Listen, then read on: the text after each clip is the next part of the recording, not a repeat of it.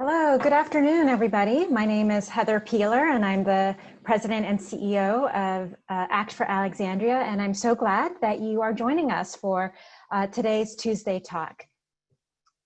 I'm joined here by two panelists, and before we get into our conversation, I just want to cover a few ground rules, or not ground rules, but just overviews for how our talk is going to be structured today. So we are using the Zoom webinar platform. So it's a little bit different than the typical Zoom platform. That means all of you as our guests are muted, but you can still participate. We'd love to see your questions via the Q&A feature, which you should see at the bottom of your screen. In addition, you can also use the chat feature. We know we have several folks who are joining us on Facebook Live, so you can post your questions on the Facebook post, and my colleagues at ACT will let us know what questions are posted. And then finally, if you need more information, you can always visit our website at actforalexandria.org. But again, I'm just so glad you're here joining us today. And before we get into the meat of our conversation, I just wanted to provide a quick overview of the Act Now COVID-19 Response Fund. This is a fund that was set up in partnership with the City of Alexandria to provide immediate support to the nonprofits that serve our neighbors who have been disproportionately impacted by the virus. And so to date, we've raised over $1 million, which I think is phenomenal. We have a very generous community. But we've also been able to quickly award those funds. So we've made more than $910,000 in grants to 80 nonprofits that serve Alexandrians. And we're fortunate today to be joined by one of the executive directors of one of those nonprofits. So we'll hear a little bit more about how those grant dollars are being put to good use. There's still time to contribute. We know that the impact of the pandemic will continue to be felt in our community over the months to come. And so we definitely want to make sure that we have the resources to support people in whatever ways that they need. So let's jump into today's conversation. I'm joined by two fantastic leaders in our community. Jaqueline Tucker, she is the Race and Social Equity Officer at the City of Alexandria. Let me read a little bit about Jaqueline's bio in case you haven't met her yet. Jaqueline joined the team at the city, let's see, I think at the beginning of this year. So I think she's only a few months on the job.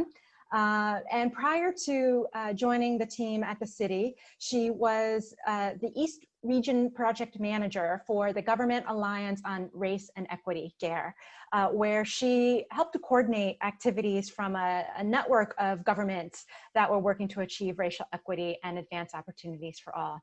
And we are just so fortunate to have her here in the City of Alexandria, working with all the city's departments as the city prioritizes a focus on race and equity in its work. Our other speaker today is Evelin Urrutia, and Evelin is the Executive Director of Tenants Workers United, one of the long-standing community organizations that I think has been really instrumental in establishing a number of social justice efforts here in Alexandria. Evelin joined Tenants Workers United through their youth group at TC Williams, where she helped lead an effort to ensure that there were bilingual counselors available for TC students when they needed. After 11 years in working as a lead organizer for Tenants Workers youth programs, Evelin became the executive director. And again, she has made a tremendous impact on that organization and in our community. So looking forward to hearing more from both of them. So I'm going to stop sharing the slides for now so that we can see Evelin and Jaqueline as we chat. And so as we begin, Evelin, will you start by telling us a little bit about Tenants and Workers? Yes, hi, thank you for the opportunity. My name is Evelin Urrutia, and I am with Tenants Workers United, like Heather just mentioning. Tenants Workers United have been around for more than 35 years in the city of Alexandria. Our dream was to support the community who needed the most. So we basically focusing on organizing leadership development, the community, especially women of color, youth, the working class. And the whole idea behind our organization is to create systematic changes, is to create an opportunity for people who usually are not at the table taking the decision in the decision-making process. So as an organization, we have accomplished a lot in these 35 years in Alexandria, but also have been a lot of challenges. Our mission is to work with the vulnerable community, people of color, youth, women, organize them on issues that they care about it, right? Whether it's education, housing, immigration, and that's have been the vision for the organization for the past 30 years, and I continue leading the organization on that path at this moment. Great, thank you so much for that overview. And Jaqueline, will you tell us a little bit about the work that you're doing in your role as the Chief Equity Officer at the city? Yes, thank you, Heather, and thank you, ACT, and thank you, Evelyn, for being on the panel. Like you said, this is officially my 4.1 week, four month and first week, so on the job. So I started February 10th.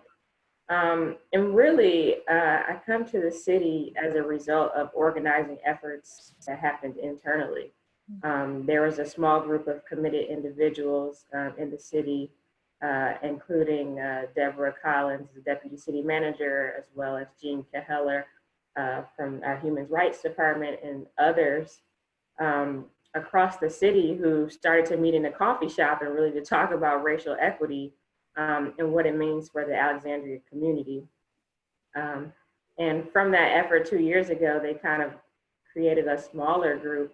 I think now there are about 26 members of the interdepartmental working group, but really thinking about what it looks like to bring racial equity to scale, to really acknowledge the disparities that we're seeing in the city, and how city government impacts and can work towards eliminating some of those disparities. So maybe 3 years after that small coffee shop meeting, you have buy-in at large from city leadership that there needs to be a position and kind of an embedding of racial equity throughout the city government.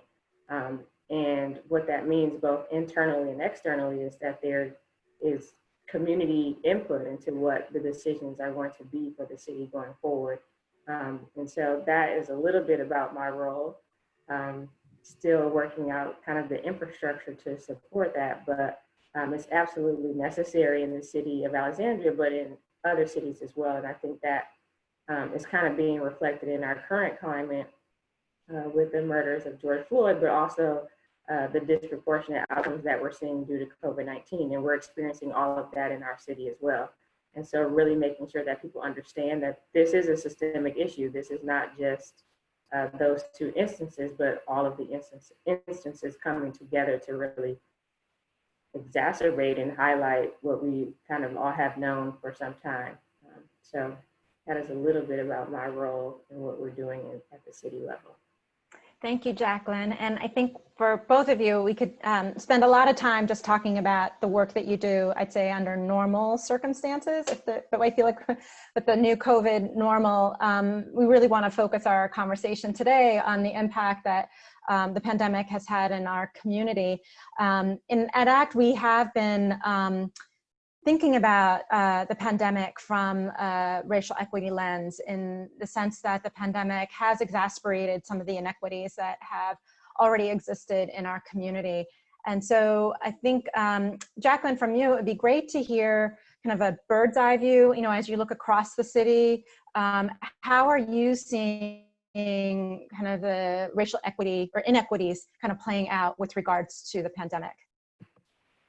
Yeah, so if we just look at sheer data on COVID cases, deaths, hospitalization, we see lots of disparities.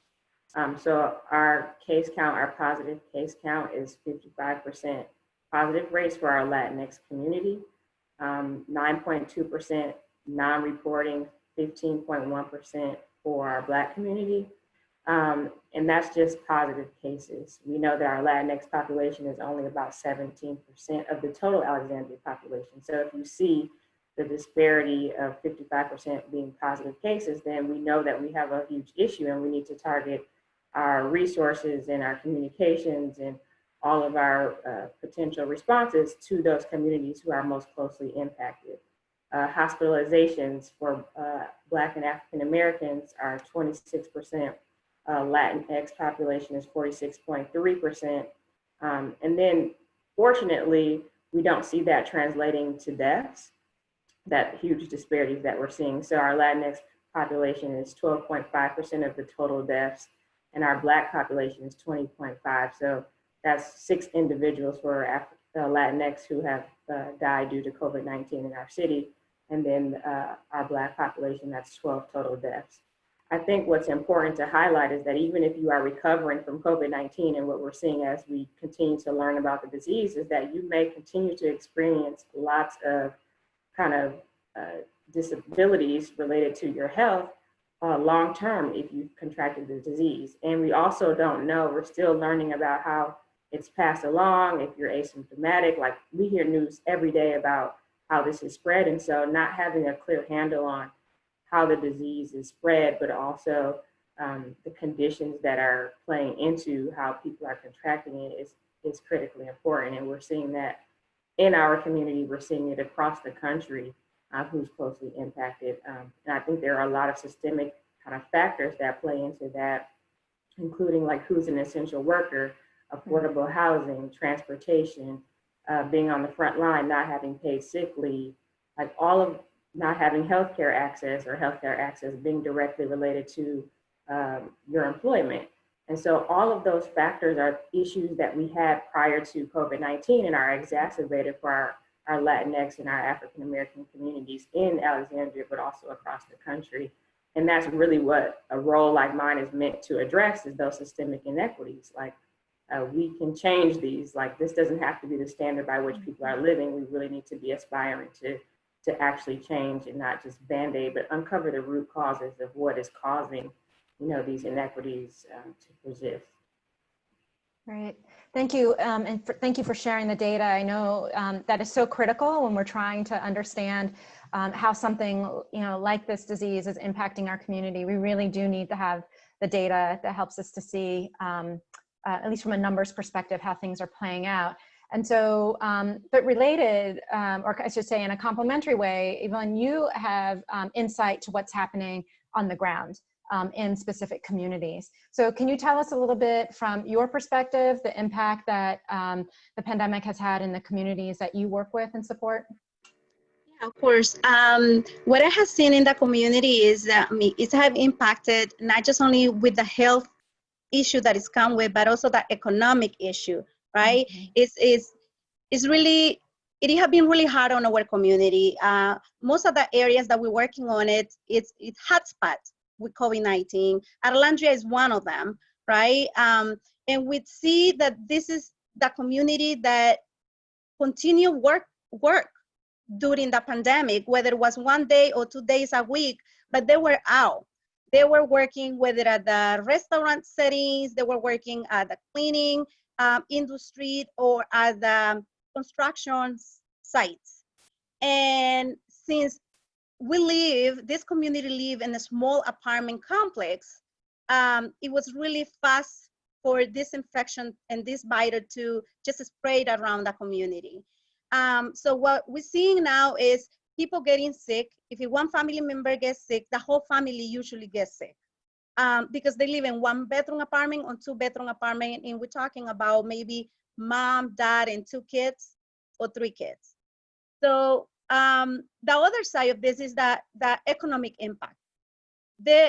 Before COVID-19, this community was already suffering a lot for the cost of living in Northern Virginia, especially what it costs to live in Alexandria, the cost of the apartment, the cost of housing, and everything that come around childcare, just name it. They were already being impacted by the economy, and now with the COVID-19, that had definitely hit them more than anything. And, it is something that we cannot say is going to get over. I think it's going to continue getting worse. Even though if it will reopen, it's something that it will continue in our community. But we had seen more people asking for help and support. We had seen fathers crying, saying, I never asked for a donation and now I have to depend on them. So we see how hard it's hitting our community.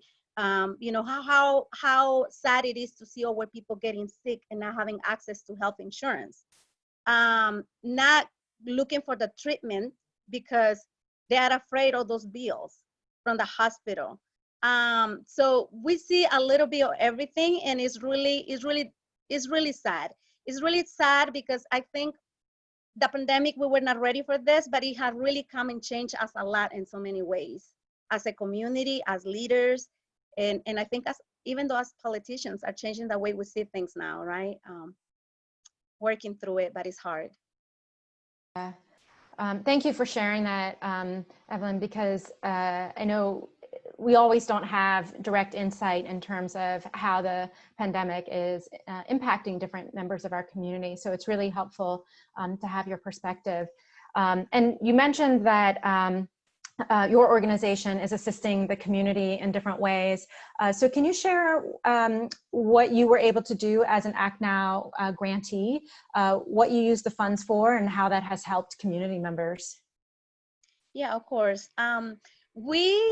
The beginning, since we are an organization that really work on social justice issue and trying to change the world, right? Even though we are in Alexandria, we're trying to change the world. We start looking at the needs of the community and start asking for support from foundations, from individual donors. And that's how ACT come aboard and donate some money to us. We were really able to provide gift cards to our communities for them to buy their own food, whether it was from Food Star, which is really close from the Alexandria community, or from Aldi, with $75 you can buy some good stuff. And we were able to help around 63 families, and we were really pleased to be able to do that. And we continue the mission to support them with the direct support that they need at this point. So we continue doing fundraising. Last night, also with money that we get from ACT, we were able to support the Alexandria Chirilawa Housing Co-op. Around 42 people were able to get some type of help, direct help, that it will help them at least to pay some part of their rent. And it's things that we wouldn't be able to do it if foundations like ACT would be able to provide the funding for the direct service, right? Because as being a nonprofit, it's really hard to do fundraising, and being in these needs when the community needs you the most and they're looking for that support, not being able to provide it also is hard. So it's good to have that extra support in the city, and it's good that ACT was able to do this for our community. And I know that it will continue to support other organizations that also we're working with similar communities in the city. So that's but the families are really happy and really blessed to know that they have the support in place, even though it's not a lot, but it's something. And at this moment, anything will count. Thank you. Thank you for sharing that. And I think we at ACT would say we are fortunate to have such strong partners like Tenants and Workers United, who have deep, trusting relationships with the community and have your finger on the pulse in terms of what community members need. So thank you for the work that you're doing. Jaqueline, did you want to add something? Yeah, I wanted to ask a question if I could. Sure, please. Great. I'm wondering, as we continue to go through the pandemic and just the recovery efforts, what role do you think that, community can have in input for government, just having a voice and having a seat at the table? I know that this is a systemic issue, but at government, government has historically just made decisions without the input of community. And that is really something that I'm focused on changing. And so I'm wondering if what role you think community can have in coming to the table and talking about recovery and talking about these key issues and helping us to inform what we do differently. I think at this moment, I think number one, the government has to be open to new way to see things, right? We as an organization, we have been working around for the past 35 years, looking for the space, being able to be, having our members to be part of this decision-making process. And I think we have made some progress, but definitely I think the government, the local government has to look things a little bit different, right? And it's not just only having people of color at the table, and it's not just only about listening to them, it's also by taking actions, right? And I think that's why sometimes we fell behind as a city. We want to include people in the process, but at the end of the day, we are not taking on consideration those people's needs. And I think that's what it needs to change. And I know that it's a progress, and it looked like now the City of Alexandria have made a lot of progress, right? We're talking about these issues that before 3 years ago, 5 years ago, nobody really want to face it. I think we have made some progress. Now I think we are on the stage that we have to make some actions. And, you know, we cannot keep, like we say, we cannot keep preaching if we're not practicing what we're preaching. So I think we cannot keep saying we want to create change and not providing the opportunity in creating those changes. But I think we are in the right path at this point. And I feel really with a lot of hope that the city is changing for good, for people, for everyone, especially for the ones who have not been part of the whole decision process in the past. So, you know, I think our work is just starting and it will continue. So hopefully I will last 30 more years. Yeah. Me too. Me too. And I guess related to that question, Jaqueline, I'm wondering from your perspective, are there specific policies or opportunities where right now you feel like community input can make the biggest difference? Yeah. This is kind of what I've been wrestling with, but I think housing is top of my mind, the housing policy. And before COVID-19, the city was preparing kind of a affordable housing resolution, as well as an action plan that had come out of the city's participation in the Government Alliance on Race and Equities cohort with the other 10 jurisdictions in the region. So all of that was happening before, but I think it is lacking community input. Like, we have all of the data, but we don't have people who are at the table who are actually saying, you know, we need a moratorium on, you know, rent increases or a moratorium on evictions, but we also need additional housing, we need additional capacity. So I think housing is top of mind for me in terms of a policy that could have community input and voice, especially now. So housing, and then we have recovery. So the city has set up several recovery groups, you know, coming out of COVID and to help us transition back into a new Alexandria. And there aren't any community voices at the table.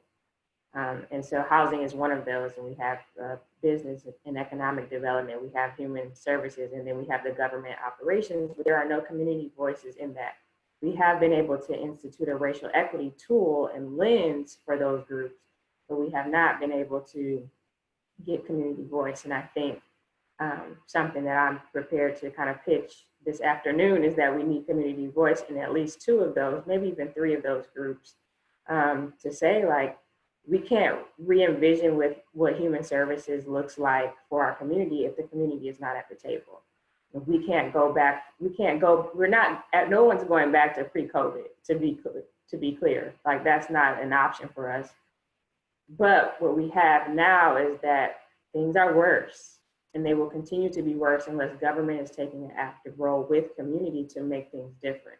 And I think that we have an opportunity, like Evelin said, is community can be at the table and we can take actions together. And I think that will make us a more resilient community long-term, but that will help us to address some of the systemic racism that now everybody is looking for, but it's always been there. So hopefully we can kind of get an infrastructure set up to where we can have community voice in these conversations and going forward. And we can have those actions that I think are necessary to make changes. Right. And Evelin, when you hear that, what runs through your mind? Because you've been on the front lines of advocating for change for a long time. And we know there's housing is such an acute need. So what's your response? How does Well, we have been taking the lead on housing for past 35 years. That's how our organization started. That's how the housing, the Orlando Chirilawa Housing Co-op was created. We have been working sometime with the city, sometime against the city, to provide those opportunities for the community. We have been pushing a lot on the housing. One of the things that I think it make it difficult, again, for what I was saying, is that the city has a unique way to work with communities, and it's all about creating committees for you to be part of this committee and raise your concerns, but there is no action be taken on behalf of the community. And I think that's what is really challenging for organizations like us to invest over time on be sitting on community the committees from the city, that it doesn't really move on an agenda to see results, right? And it's really tough situation for you trying to create a change that is beneficial for the community that you're working with, when they always tell you this is what is the policy that is in place. So I think we have to change some policy that are in place in order to make those opportunities. And that's what our focusing is, you know, like with the situation of COVID-19, we have raised a lot of concern to city through emails, through letters. I have been getting personal calls, some of them really upset with me, some of them really happy with me. But you know, it is amazing what is happening, because I think what we need to do is to change the way that we are doing business, right? We cannot think about doing the same thing. We cannot think about spending a year talking about an issue and not doing anything about it, right? And I think that's what I was talking about, action. We as an organization, we also pushing at the state level, right? Because it's easy for local level to say it's nothing that we can do because there are some rules at the state level. So we're working with partners organizations to push at the state level for those changes, especially on housing. On May 1st, we did our event on cancel rent, right? And it is really hard, you know, for especially politicians to be on our side when we're pushing those landlords who have a lot of money to really look at the needs of the community at this point. Community like Alexandria that have been stable for so many years, you find community members who have lived there for 20 years. So imagine how much money they have invested in those landlords. And now that there is this, you know, this pandemic, nobody wanna really at least say, don't pay late fee. Or let's do a plan, but you don't have to pay late fee. We're not going in evict you, you know. Instead of that, we're getting a lot of members with a lot of threat letters saying you have 5 days. If you don't pay, you will be evicted. So I think we are at a point that, and I agree, right, with Jaqueline, we are at the point that we cannot think about pre-COVID. We have to think about, we have to be creative, and how this body of, how the government of Alexandria see the city right now, and the decision that they take at this point is how the city is going to look like 5 years, 10 years from now. If we don't take good decisions, we're going to see massive displacement as soon as we go back to normality, or we go back to, you know, open Virginia and open Northern Virginia. And, you know, and I think it is going to be really devastated, because then the multicultural essence that we have in Alexandria is going to disappear. Our communities who have been, families who have been here for 20 years are going to just be wiped off. And, you know, and it is our fault. I think we all, as Alexandria, we had a role to play on this, right? And I think it is important for us to realize that nothing is going to go back to normal, and that we have more challenges than we used to have before pre-COVID. Hearing both of you, I'm filled with a lot of hope and optimism about what we can do, but also just concern, because the challenge feels very, very daunting. But I'm going to stick with the hope and optimism for now. But let me turn to Brandy to see if we have any questions in the Q&A or from Facebook Live. Sure. So one question we have from Linda, she said she watched the City Council conversation on establishing a police community oversight board with the conversation of it being part of the Human Rights Commission. She says this seems like a moment to be sure we have a citizen-run board separate from the Human Rights Commission. Do we feel like this could happen? And how can they share their voices on this? Thank you, Brandy. Let's see, Evelin or Jaqueline, one of you want to take that on? Yeah, so I think it can happen in short. And I think what we're all talking about is that as a city government, we need to be thinking about how we do our work differently. And to me, that is the primary aim of race and social equity, is that all of our systems are inherently racist, right? All of them have this kind of white dominant culture that's white and male. And so typically how we operate is we pick, a chosen few people who are always the voices of the community, and we give them some power and we let them work under the kind of structures that have always existed. And something like the community board, review board, probably needs some type of oversight and connection to the city, so I can see why it's a part of human rights. But I think that it needs to have its own autonomy and independence and be able to function to be an actual review board, and it has to have authority and power to make decisions, right? So we can't just have these committees and commissions and they don't have power and authority to actually influence how we do our work and how we can make changes and actually hold us accountable. So I think that it can happen, and I think that this is a prime opportunity and an example that can lead for other kind of future endeavors that are community-based.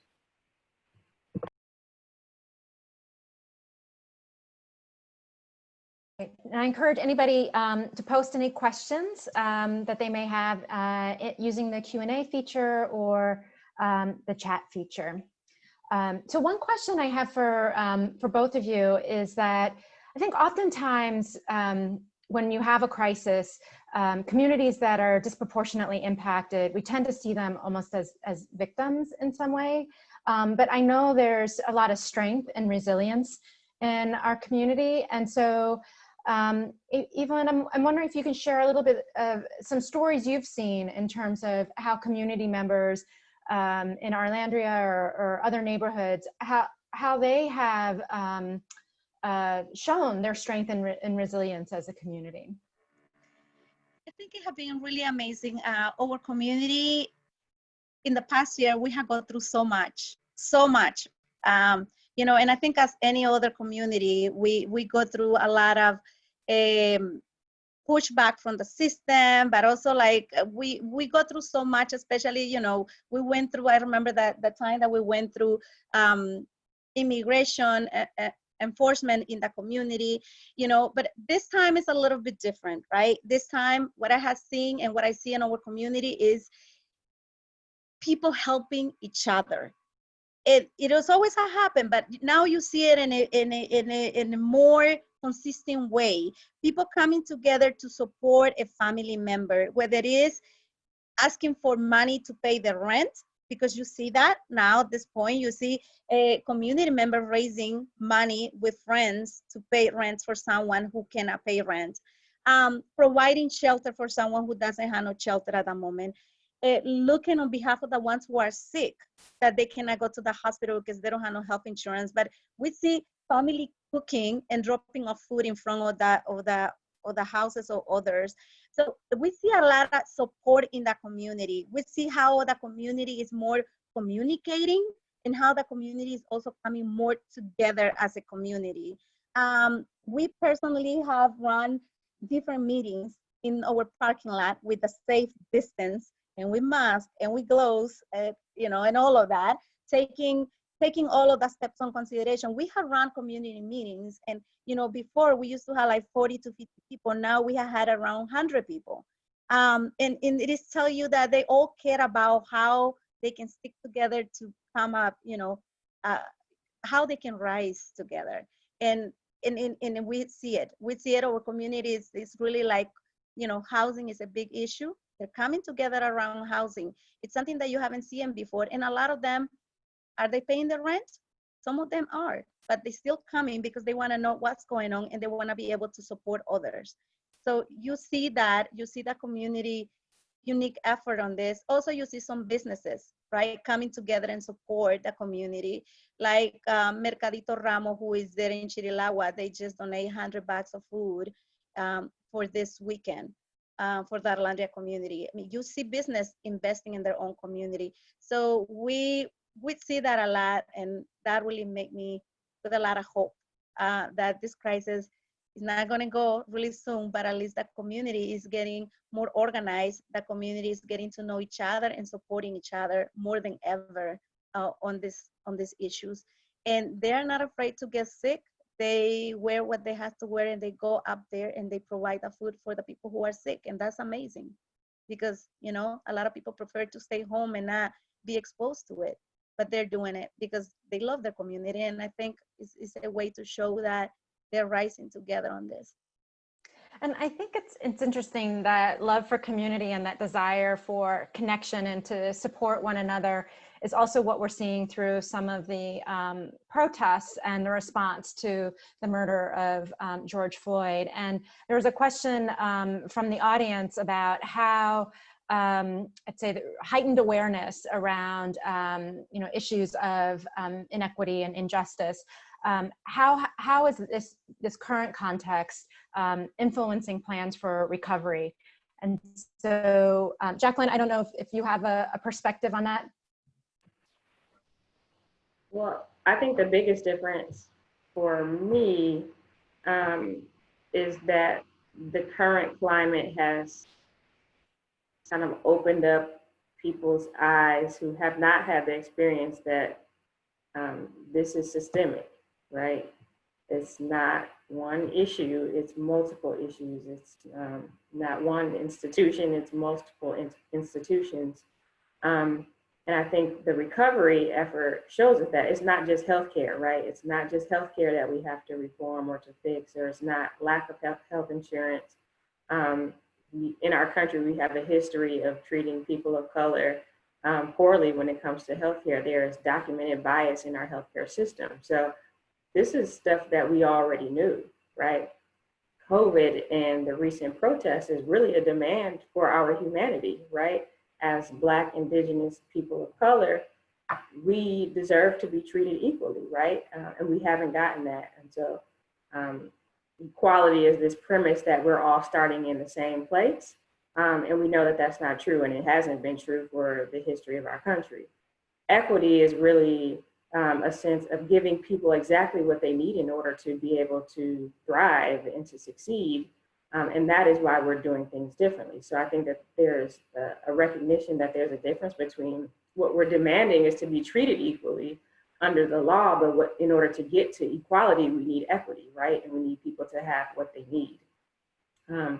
And I think city government can do that. I think our community, with our community, we can do that. And so I think our recovery efforts are kind of set us up to have a blank slate.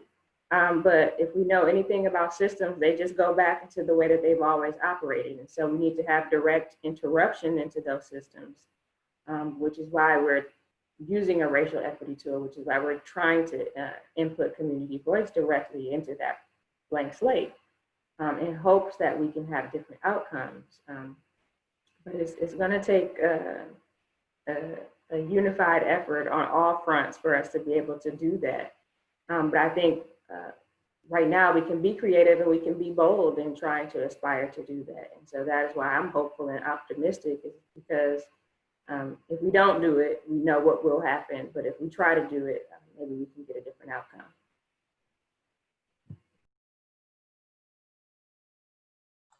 Sorry, I was on mute. I think that relates to a question that we have from the audience in terms of that creativity and thinking differently about how to make change. The question is about how we're working with other jurisdictions. And I know, Evelin, you mentioned working at the state level to address things like housing. But can both of you kind of address that, maybe starting with you, Evelin, about like how can Alexandria work with other jurisdictions to help our community kind of get through this pandemic in a way that we're stronger than we were and more equitable than we were before? Yeah. No, I think there is a lot of opportunity for our local government to work with, especially like Arlington is just around the corner. South Fairfax, Fairfax is just there. And I think there is a lot that the city also can learn and also the city can share, right? Especially on housing. If we talk about housing, I think if you ask me, none of them has really a best program. And I think they all can learn together on this and drive through it, because I think the whole Northern Virginia, we had a crisis when we talk about housing, when we talk about health access, name it, when we talk about education, we all facing the same challenges and with the same communities. And it has to do a lot with policy that is in place, and it has to do a lot with how the governments have been run, right? It have been run by usually male, white people, and most of the people of color are the ones who are being left behind. And I think that's the change. When Jaqueline was talking about, we have to be bold, we have to be creative, we have to change the way we do business. And I think this is an opportunity for them to collaborate and work. Our organization that work in South Fairfax, I can tell you that we're going through the same thing. We work in Prince William County is a little bit different. It's a little bit worse because Prince William County, even though have policies that are really racist, but I think counties like cities like Alexandria, counties like Fairfax and Arlington, even though they don't have those policies in place, they do practice a lot of discrimination in many ways. And I think that's the things that we need to change and start fixing. And there is a lot that they can learn from each other, and there is a lot that they can do. We're facing the same issues with the same communities. There is a reason why, and it's because we have not been, people of color have not been part of this process, right? Or they're part in the process just to talk about it so they can name it. So-and-so was part of the process, but not necessarily taking initiative to change the issues that we already facing in the community. So I think we have to be creating that change. It's not gonna be easy. Historically, it has been in place, right? It's not gonna be easy, but it's gonna take off everyone. And when I say everyone, it's not just only people of color, everyone from the city, everyone from Northern Virginia to really take that on consideration, right? We are in a point that we have to be different if we want to really support the community. We cannot think anymore about just doing one thing. We have to be sure that we provide those opportunities and those changes to create the better future that we want to see and for all of us to have equally. Yeah, thank you. And Jaqueline, do you have a perspective or anything to add in terms of working? I just think that there's building momentum regionally around the issue of racial equity in government. And when I mentioned that there are 12 jurisdictions participating, Alexandria, Fairfax, Montgomery County, Loudoun County, Prince George's, like big counties around, our area thinking about racial equity. And what I would like to see and hope to be a part of is a regional racial equity effort that has specific policies that we can all adopt congruently and together that can really shift how people of color in the region are experiencing their livelihood and outcomes. And I think housing and transportation are, and probably healthcare and healthcare access are three things that we all kind of experience. The DMV region is very fluid and people are going in and out of the region constantly, right? You might work in Alexandria but live in Maryland, and so all of these impacts all of us, right? And so I think having a regional platform specifically around racial equity and policy is what I would like to see and be a part of. And if everybody's doing it, it makes it, there's momentum in kind of people working together to achieve a common goal and interest where, others may not be left out. So I'm hoping that we can get that, in the next year or two, but I definitely think there's an increasing appetite for something like that to happen. Yeah, it definitely seems like we'll be more effective if we are working in partnership with our colleagues in neighboring jurisdictions. And so I'm just looking at the clock now, and we really only have 1 minute left, which is kind of crazy. Our time has gone by so fast together. And there are still several questions, but I'm wondering if both of you would be willing to, if we post the questions in Facebook, if you'd be willing to respond to them, because I know people really do want to hear from you. So I'll just share with the audience, we will be posting the questions in Facebook, and invite Jaqueline and Evelin to add their comments to that discussion so we can keep the conversation going. So I just want to, I have one last question for both of you, which I'll give you a minute to, or a few seconds to think about as I share some announcements about upcoming programs. But I'd love to hear from each of you what your thought or insight is that you would like to leave everybody with this afternoon. We've talked about a far-ranging set of topics, but what is it that, what's the one message that you would like to leave everybody with? So we'll go there in just a minute, but let me just share our upcoming programs. So what you can see here is our next program is taking place on June 30th. And this program is focused on early care and education, absolutely essential as we think about what our community needs in terms of the child care support that is necessary for families to focus on for those who are working or for those who are trying to get back to work. So we'll hear a little bit more about some of the challenges and opportunities with our child care and early care system here in Alexandria. So be on the lookout for that. And again, I want to thank my panelists. You both have been really wonderful. I feel like I've learned so much and have been inspired by our conversation today. But Jaqueline, why don't we start with you? What's the one thing that you would like to share with all of our participants and listeners today? Great. So thank you again for having me, and thank you for sharing the stage with me. So I have a quote from Adrienne Marie Brown, and it's inspired in part by Octavia Butler and Audre Lorde. And it says, "What we're all up to, this changing the world willfully, is science fiction behavior. All organizing is science fiction. We are creating a world we have never seen." And so I just want to leave you all with this work of racial equity and equality is something we've never seen before. And so we have the right to use our imaginations to create. And of course, my dog wants to bark now. We have, this right to be creative and to imagine something that we've never seen. And that's going to kind of push our bounds and boundaries, but we can do it. So again, thank you all for the opportunity, and I look forward to continuing to work with both of you. Great, thank you so much, Jaqueline. And then Evelin? Thank you for the opportunity. Thank you for having me, and it is a pleasure to share with Jaqueline. Welcome to Alexandria. 4 years and now 4 months, and you're already facing the COVID-19 process. I don't have no quote. I love the quote that Jaqueline have. My inspiration word is that we are in a moment of change, and things are changing, and it's changing for everyone. And I think it's time to some people to adapt to those changes, and for some people to rise. And it's time for people of color to rise and work together with other people just to make the better future that we want to see. A world that we don't know, right? But that we're living in, and that we have to work to make it better for our kids, for our families that are coming behind us.